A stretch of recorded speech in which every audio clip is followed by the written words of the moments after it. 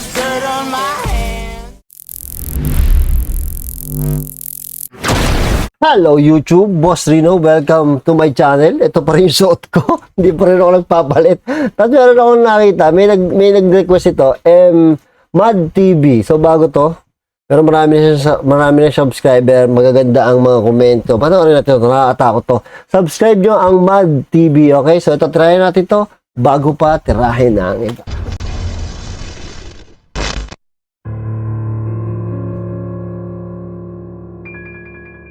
First up is a disturbing video shared by an Uy, kakaiba yung ano niya, ha? Kakaiba yung kanyang boses, ha? American Reddit user. The video in question shows a chilling incident that occurred during a live broadcast of a nationally televised television show. Uy, live to. Tingnan natin.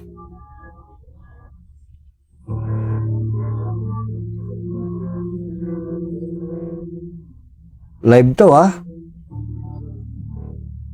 Can have early Fandwilla we can celebrate well so know that your kiss just beginning now what up with their soup against this folks talking about their sleeping their way to the top now it's he's up against his folks lying above their border record calling agree soup against folks talking about their sleeping her way to the top now it's he's up against his folks lying above their Parang lumang tao, hindi nakita ng mga kasausap border niya. record calling borders Urano up against Stark sing ethnicity hereditary video shows commentator Angela answering an interview from what appears to be her home. Parang lumang tao, mga tol. Oh, tingnan nyo. Oh. Pero ba't hindi nakita ng mga kasama niya? However, something was peering at her from behind her mouth.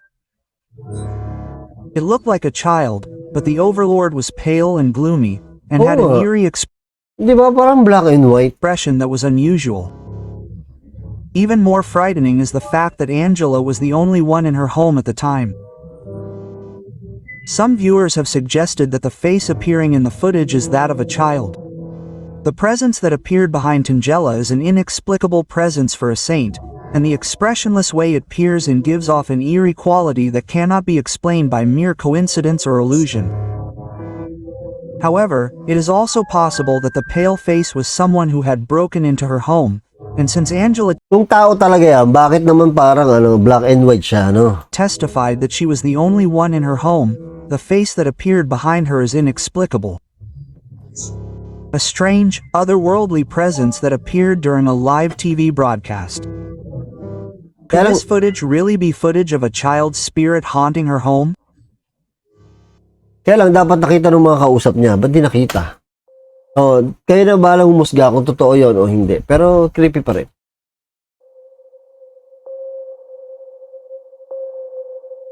Next up is a strange video posted on TikTok in the US. The poster, Daniel, encountered a strange phenomenon at his birthday party at home.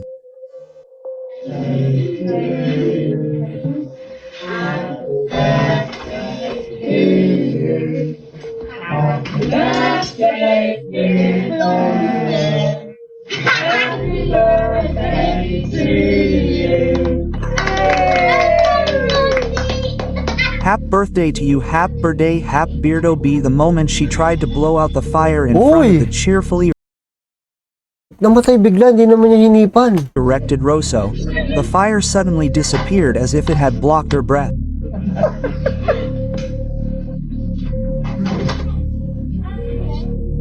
Tignan nyo, ha? Oh, ayaw. Oh. Hindi niya alam kung sino humipan. Oh, namatay. Ang bilis ng pagkakapatay, no?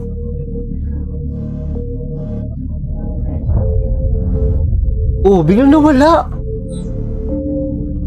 She was startled for a moment by the sudden event, but what was even more terrifying was the fact that none of her family or friends around her had blown it on the spot. Was there indeed something invisible there? The moment she thought this, the place of celebration was suddenly enveloped in an eerie silence. What makes this video so Tapos hindi na mamatay nung hinihipan niya, no? Baka tinatakpan yung bibig niya. terrifying is that it conveys the strong will of an invisible being. Some presence interrupts a moment of joy as if it were a curse. Medyo creepy talaga pag alas 3 na. 3:19 na ng madaling araw eh. It was as if a being that refused to allow Daniel to be happy had blown out the fire of the Rosso. Perhaps it was the jealousy of someone who had a grudge against the ascetic, or perhaps an evil spirit that had taken up residence in the house, who had appeared to curse rather than celebrate her birthday. Oh my God, creepy to. Ba't ka ng Japanese? Japanese channel ba to? Next, we will introduce a strange video filmed by an Indonesian TikTok user. The poster visited an Eerie bridge in the distance where it was rumored that a female ghost would appear. There, a pedestrian recorded an event that could not be explained by common sense. Oh, she. Nasa tulay oh, yan nakakatakot. Nakahana sa dadaanan mo. Sagasaan ko yan.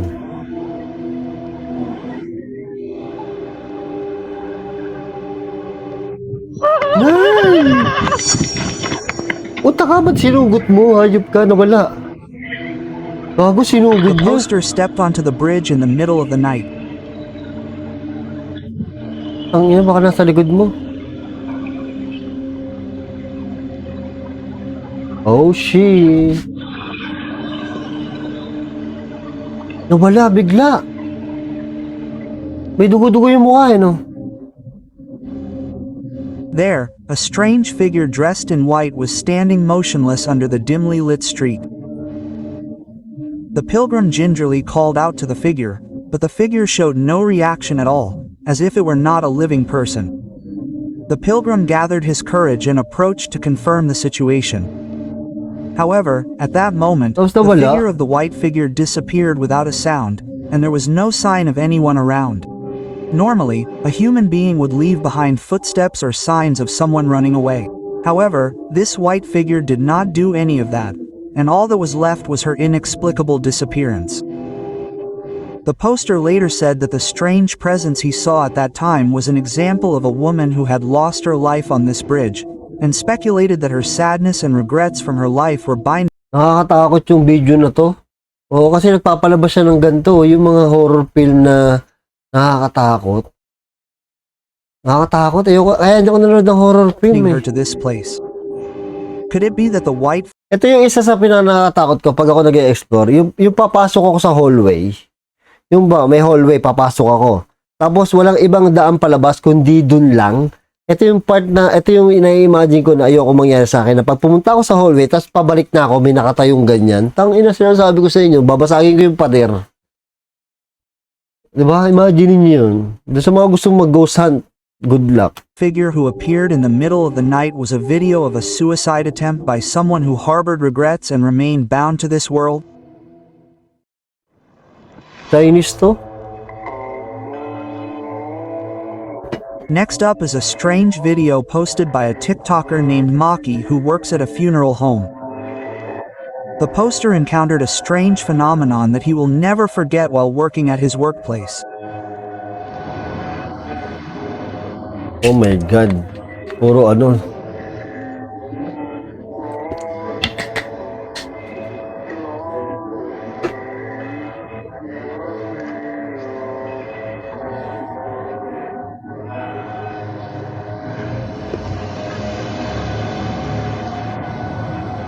Oh shit, gago.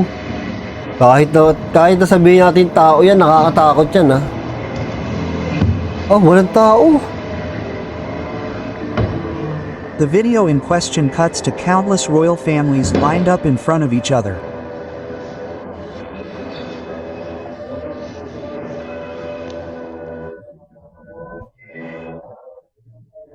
Kaya lang ang ano dito, In this umaga space kasi. shrouded in silence, something strange suddenly happens.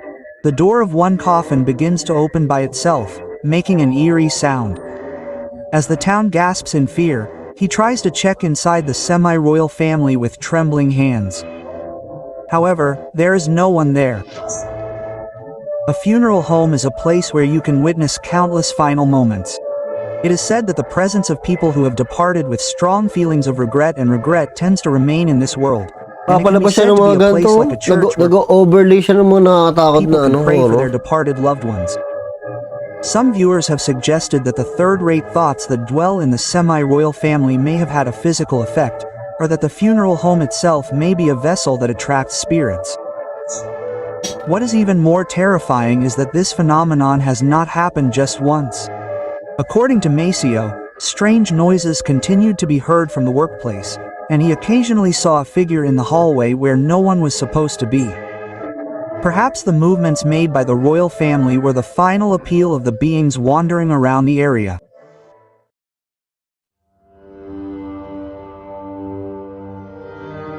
On January 20, 1996, an incident occurred in Varzim, Brazil, which would later go on to become a worldwide phenomenon. At around 8 a.m., 3 girls in a nearby vacant lot witnessed a strange creature. The creature was approximately 1 meter tall.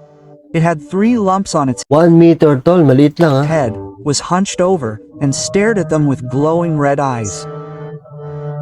It was said that the creature, reminiscent of a gray alien, was weak and pretending to be injured. Before long, the military was deployed to the town one after another, and a strange commotion spread. This incident became known as the Varzim incident, and was reported around the world, attracting the attention of UF researchers around the world. However, the Brazilian military consistently denied its existence, and the truth remained shrouded in mystery. However, the situation took an unexpected turn when an anonymous person posted a strange video claiming that it may be related to the incident.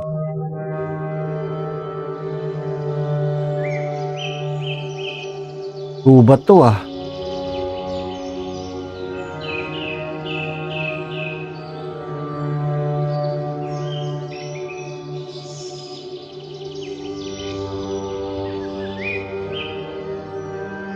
Oh, may nakita silang pot. Ano yan?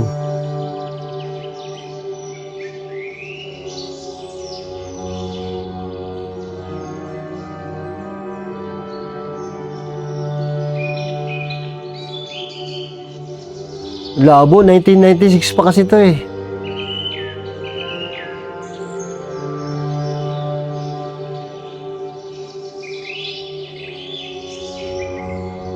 Here it is.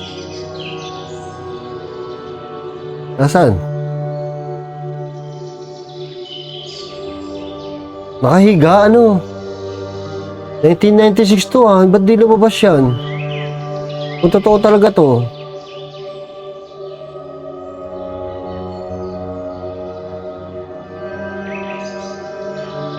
Oh, ayan oh. Nakahiga na. Patay na.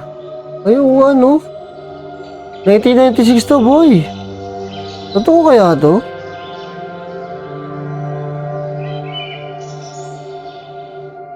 The video in question showed a strange creature collapsed in the forest. Its brown skin and strangely large head were drooping.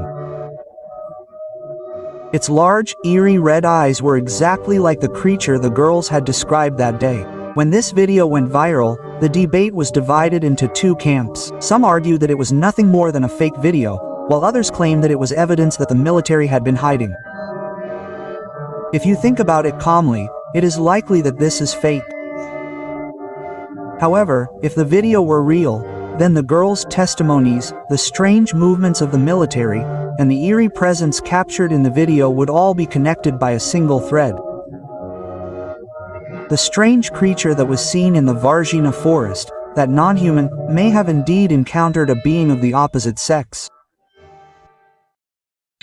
Totoo kaya yun? Di ba?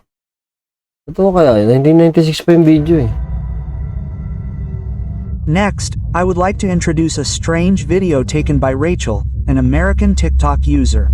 Puro TikTok, Rachel no? and her friends rent a vacation home owned by someone else while visiting a place they were traveling to.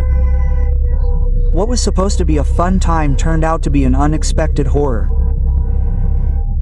One of the friends noticed a strange scene under the kitchen counter. My God. Touching it to find out, they discovered a hidden door. Ay! Uy, papababa. The friends were suspicious of the secret space they had not been told about beforehand, but they couldn't contain their curiosity and opened the door. However, the friends' easygoing curiosity led to even more self-promotion.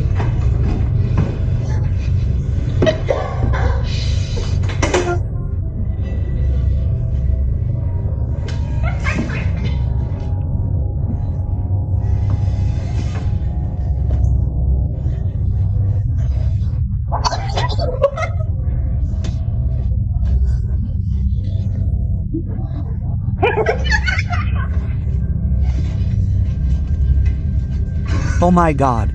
I need second. No, oh my god, fuck. What the fuck?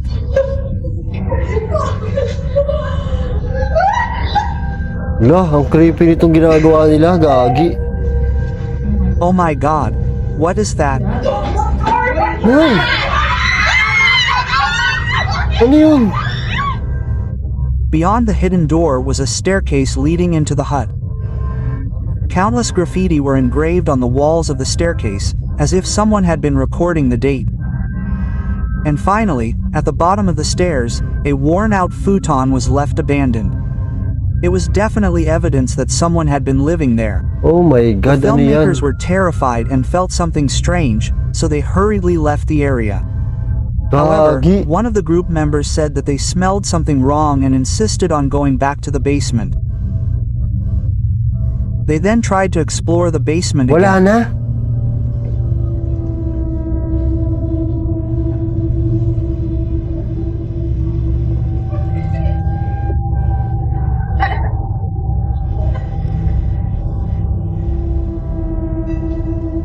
Malakas ang trip nitong mga tropa na to, no? Ito yung maganda.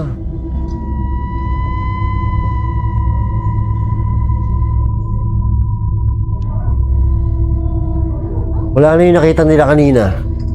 Ay, ayawan na yan pag wala yung nakita nila kanina.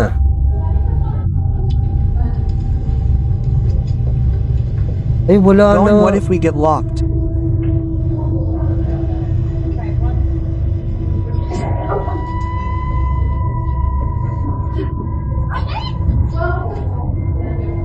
Wala na yung nakahiga dyan kanina. Ba't parang may Don't nakahiga? need spice. Scary, oh my god, the room they entered with two people had more vivid traces of life left behind, such as Faruda and a small bottle of something. Ano yung kanina nakita nila?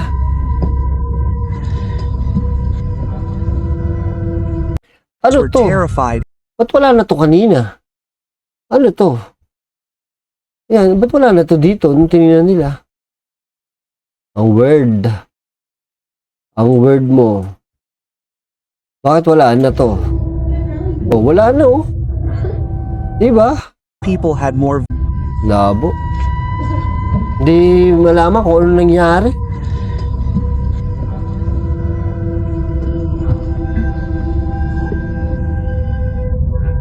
Oh, wala na eh.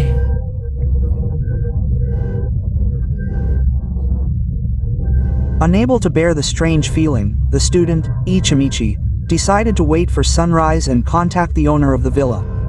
However, the only answer he got back from the owner was that there was no need to worry, which was too simple. He didn't tell them anything about the true state of the basement. However, the poster, who was not satisfied with that answer, tried to post the video in question on TikTok. Then, various speculations were made about the video posted by Nicole and the others, such as whether it was a riot or just a hobby room. However, the most terrifying opinion was that this was a money-making room and that the person who had carved the date on the abandoned room was the person who had been locked up. The truth is still unknown. One thing is certain. A house rented by someone else in an unfamiliar place harbors secrets that will never be revealed. Pero And what lies- ang creepy nung may ganyan nakatagong kwarto, no? Parang ang weird nung dating, ang suspicious ng dating, no? Beyond that door may Ang suspicious ang puta. be a record of terror that no one should touch.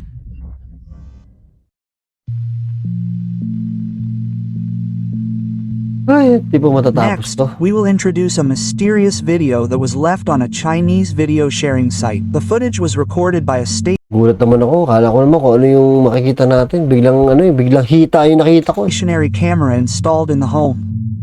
It shows a casual scene from the daily life of a mother and her two children. Sitting on the sofa, she is being rude. However, the next moment, she suddenly stands up and staggers towards the cupboard. Her hand opens the door and continues to call her daughter's name into a space where no one should be. Perhaps due to the effects of a hangover, her gaze is somewhat unfocused. Right next to her, her young son stares at her mother with a look of anxiety. Behind this footage lies the social darkness that lurks within the family. Ishi's beloved grandson quietly advances the collapse of the family, leaving an indelible emotional scar on the children. The mother's strange behavior may have been nothing more than a rude act of order. However, on the other hand, we cannot deny the possibility that there was someone else there. Some Nasaan? viewers have speculated that the mother was calling out to someone who is no longer in this world. If that is the case, then her gaze was directed towards the cause of her lost child. And perhaps only her young son could not understand this and was simply frightened. Was this footage just a hallucination of the mother drowning in alcohol? Or was it evidence of an even darker side lurking in the closed-off space of the broken garden? Medyo hindi ko naiintindihan yung istorya. That's all for this video. Medyo hindi ko naiintindihan yung istorya. Pero maraming views tong ano to eh. 135,000 ano no. Pero marami siyang views no. Medyo hindi ko maintindihan eh. Sinasilent niya yung original audio eh. Hindi ko alam kung bakit. Pero maganda. Ngayon ko lang nakita yung mga video na yan na hindi natin makikita sa iba. Kaya maganda itong Mad TV na to eh. Kasi kakaiba yung mga video na pinapakita niya, di ba? Ngayon ko lang nakita yung mga yun. So yun, thank you sa panonood at see you next video.